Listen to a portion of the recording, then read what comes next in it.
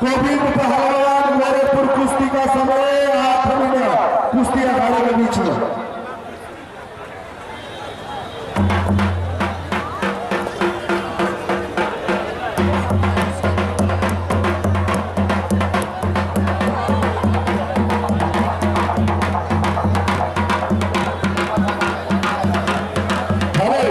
अगली इस कुश्ती के बाद मेरा पापा पहलवान की कुश्ती होगी।